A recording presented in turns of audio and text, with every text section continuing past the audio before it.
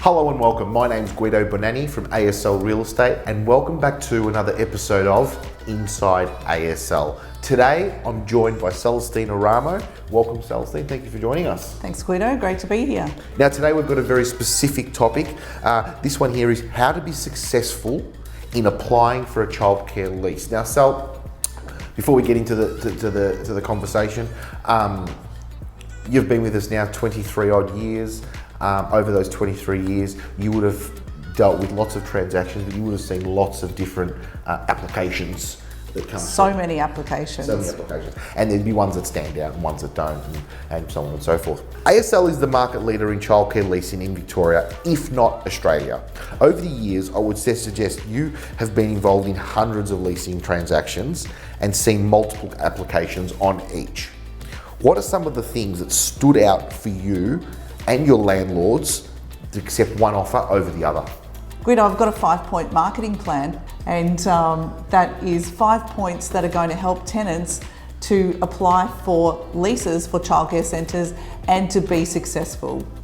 So the first point is the rent. Of course, the rent is important. The rent is very important. And so what I would say to tenants is make sure you do your homework. You need to do your homework, find out what other leases have been going for in the market, and you also need to work out your business plan and see what rent you can afford and what's the highest rent that you can afford. Yeah. It's funny you say that because I've been involved in many of these transactions myself as well, and sometimes you'll be presenting anywhere between 5 to, we've had as many as 30 offers on one property, right?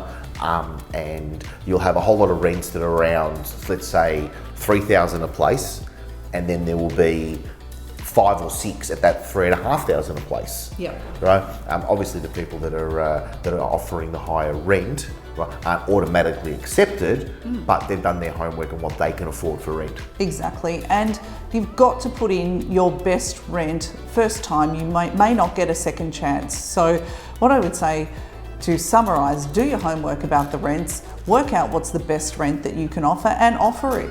You know, you may not get a second chance to negotiate. Second point is your proposal.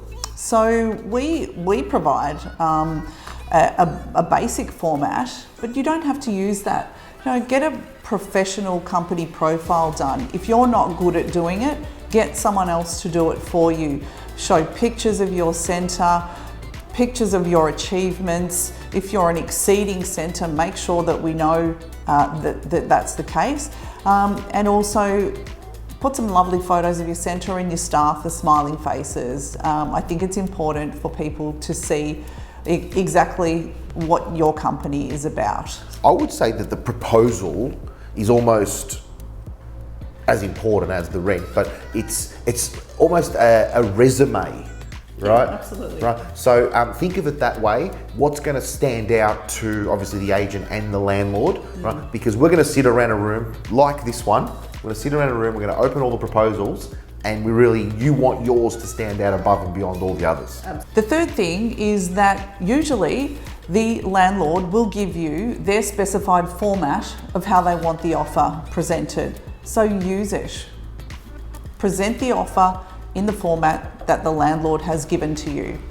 And when you're putting in your offer, of course, we've already spoken about the best rent. Try to stick as much as possible to the terms that the landlord wants. But if you've got extra things, you know, be measured in what you ask for. So you might ask for some extra things in the playground, or you might, you know, request some rent free, but always be reasonable in those requests. Yes. We want it to be a win-win for the landlord and the tenant. So have a think about those things, talk to your agent about them, and then present your offer in the documents that the landlord has given you. I think it's important that the prospective tenants understand that their offer, once again, is going up against a whole lot of other offers. Yeah. And the more conditions on that offer, right, the harder it is for the landlord to accept it, where they might have an offer that has less conditions. That's exactly right. The next point is about the experience of the tenant, and have a think about whether you've got adequate experience in childcare.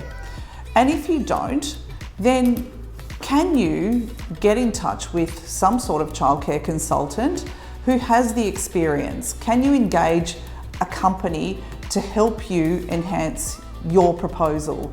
So Guido, we've dealt with people who are very successful business people in other sectors. Yep. And ultimately it's very important for the person who's going to lease the centre to be able to run the business. Yeah, it's a long relationship that they're heading into. Absolutely. So if you've got the skills of running a business, looking after staff, but you don't have that specific experience in running childcare centres, then get on board with someone who does, because this will really enhance your proposal to the landlord. Finally, Guido, it's really important for the landlord to know that you can afford to pay the rent. So we will provide you with a statement of financial position, and we would like that also to be presented with your offer. So ask your agent about how you can get a copy of that document and fill it out. So I think, Guido, the preferred position from all landlords, and especially if they're working with a lender, is a childcare operator with existing centres and some significant experience. Goes without saying, yeah. Absolutely. Well, prospective tenants need to understand this is almost, the agent is a partner in this, right? They're bringing your offer to the landlord, right? And they need all these, and these are great five points here that you've come up with. You know, the rent, the proposal. The proposal is basically a resume, the specified format, you know, the experience, but also the financial position.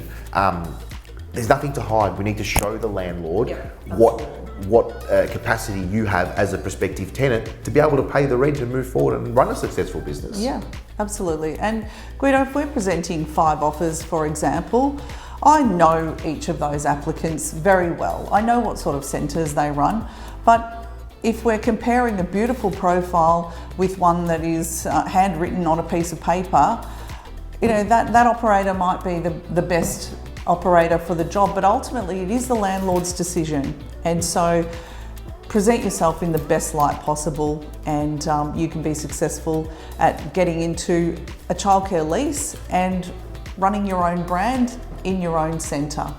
Well, there you go, guys. You've heard it straight from Celestine's mouth. I think that she's got a really good 5 points there. And if you are looking at expressing an interest on leasing on any of our offerings that we do bring to market, and you need to, you know, to spruce up this sort of thing, Celestine, how can they contact you? Absolutely, you can give me a call, 0408 111 383. You can send me an email, celestine@aslre.com.au, and we can send you the current listings that are available for lease, or we can have a chat about getting you into a new business. And there's nothing actually more satisfying than being involved right from the very beginning, and then finally being invited back by that operator to come and tour the centre when they've got it open and up and running. It is a nice feeling. Yeah. It is a nice feeling. Thank you very much for watching. I hope you all have a lovely day. If you haven't already done so, please hit that subscribe button. As you know, we've got a whole series of the Inside ASL, and these videos come out about every week. Enjoy.